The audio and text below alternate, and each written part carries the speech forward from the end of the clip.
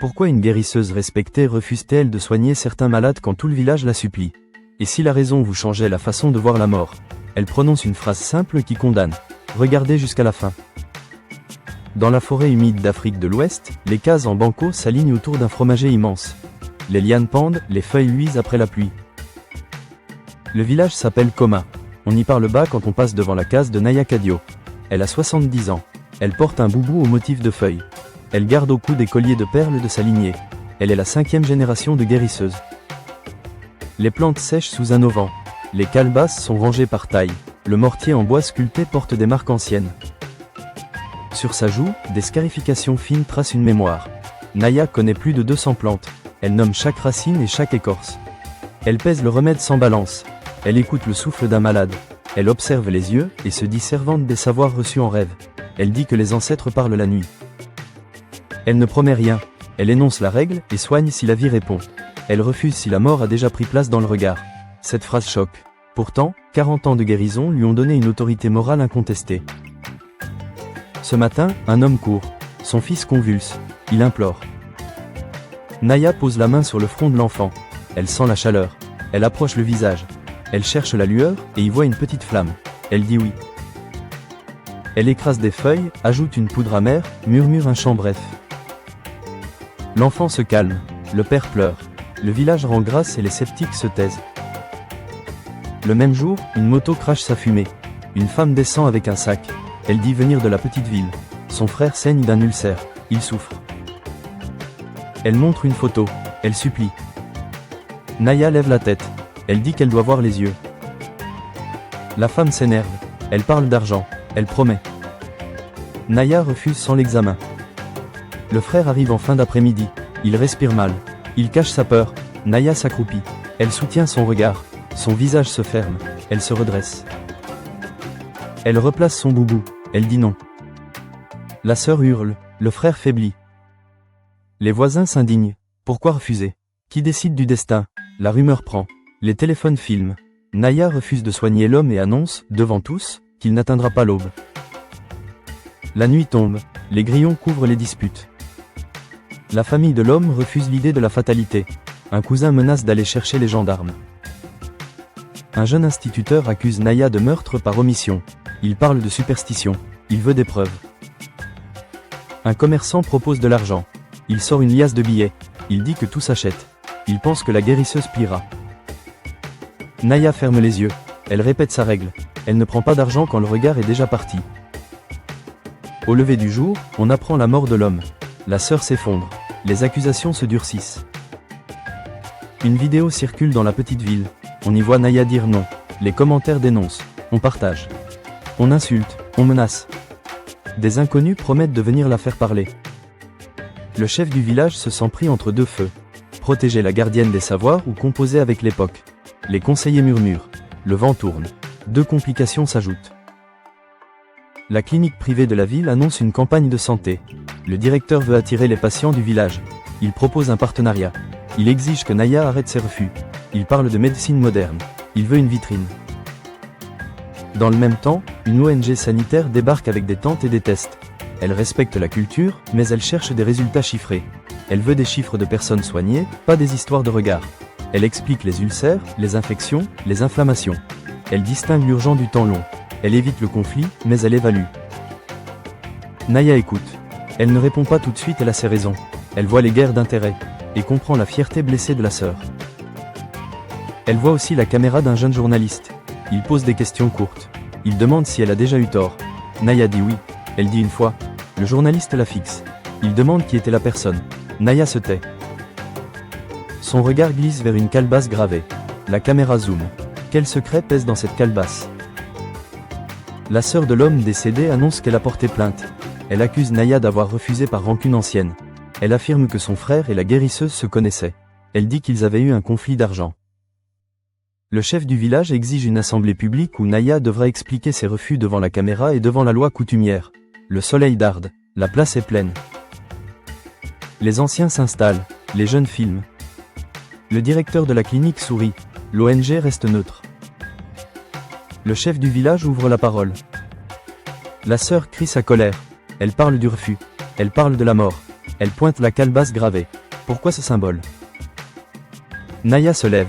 Sa voix est basse. Elle raconte une histoire ancienne. Un homme puissant est venu autrefois. Il avait frappé sa femme. Il avait volé des terres. Il avait payé pour des soins. Elle avait regardé ses yeux. Elle avait vu une ombre et elle avait refusé. L'homme était mort. Depuis ce jour, les familles liées à cet homme la détestent. La sœur baisse les yeux. Le cercle comprend. Les rancunes traversent le temps. Le journaliste revient à sa question. Avez-vous déjà eu tort? Naya dit oui et cite un cas. Un jeune qui voulait partir en Europe. Elle avait vu dans ses yeux un éclat étrange. Elle avait dit non à un rituel de protection. Elle avait prédit une traversée mortelle. Le jeune avait fui le village. Il avait survécu. Il avait envoyé une photo depuis une plage. Naya respire plus fort et raconta la suite. 2 ans plus tard, le même jeune est revenu. Il avait de l'argent, un regard vide et ne dormait plus. Il disait entendre des cris. Il a fini par se pendre à l'orée du village. L'assemblée se fige. Le poids de l'histoire retombe.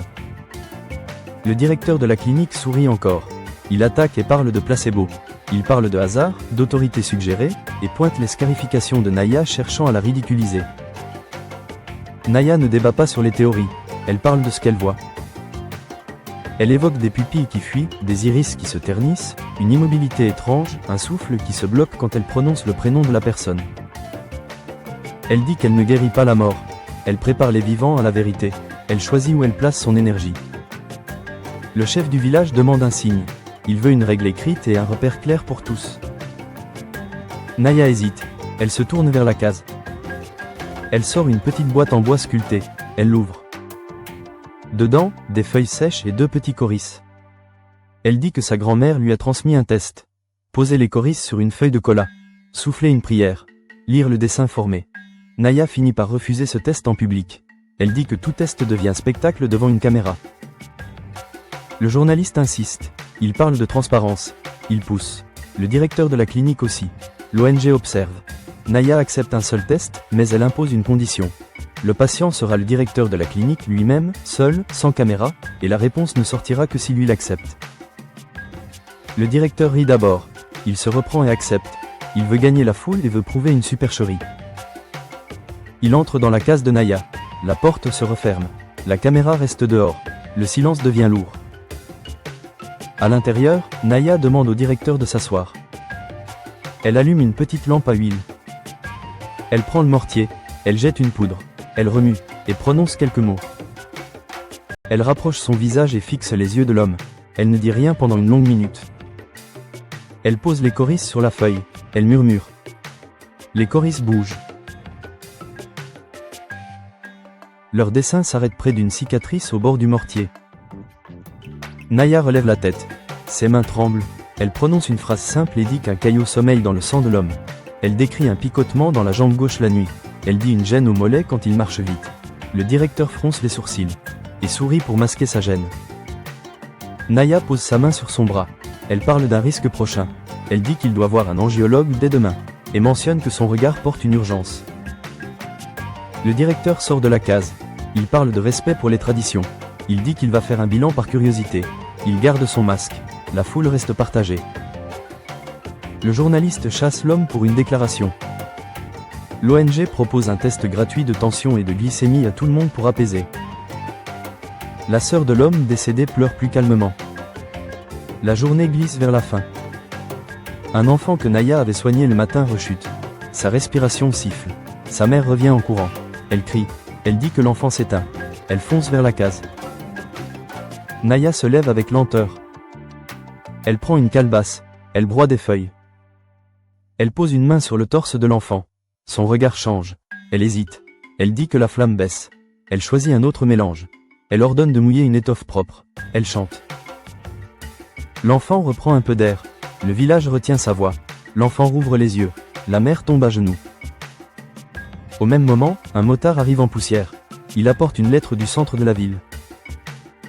On y lit un résultat médical urgent pour le directeur. Son sang porte bien un caillot à haut risque. Le lendemain, la petite ville s'agite. Le directeur passe au bloc pour une intervention rapide. Quelques jours après, il envoie un message au chef du village. Il demande une réunion. Il revient à coma. Il se tient devant la foule. Il retire son masque social et remercie Naya. Il reconnaît la précision de son avertissement. Il propose un accord. La clinique modernise l'accès aux examens. Naya garde sa règle des yeux. Les patients passent d'abord par le triage moderne.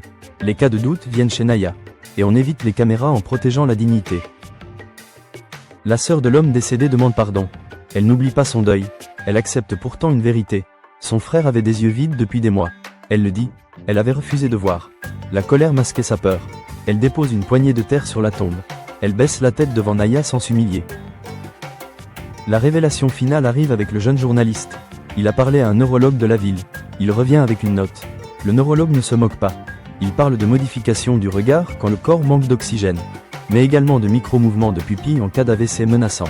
Il parle de sclère jaunie, de conjonctive pâle, de tremblements fins. Il ne valide pas les rêves. Il constate des corrélations. Naya écoute. Elle sourit. Elle parle de ses ancêtres qui enseignaient la psychologie du visible sans le mot. Elle dit qu'ils nommaient la peur, la honte, l'orgueil, la fatigue par la lumière des yeux. Le soir, la case est éclairée par la lampe à huile. Les calebasses sont rangées. Les plantes sèchent dans un souffle chaud. Naya prend la petite boîte en bois sculptée. Elle la referme. Elle confie aux jeunes apprentis 2 règles. Cherche d'abord la vie. Ne mens jamais sur la mort. Elle ajoute un 3e conseil. Appuie-toi sur ce que la science confirme sans renier ce que l'expérience enseigne. Le directeur revient discrètement. Il tient un cadeau, un stéthoscope et un tensiomètre pour Naya. Elle lui offre une calebasse gravée à son nom. Ils se saluent comme des artisans d'un même métier.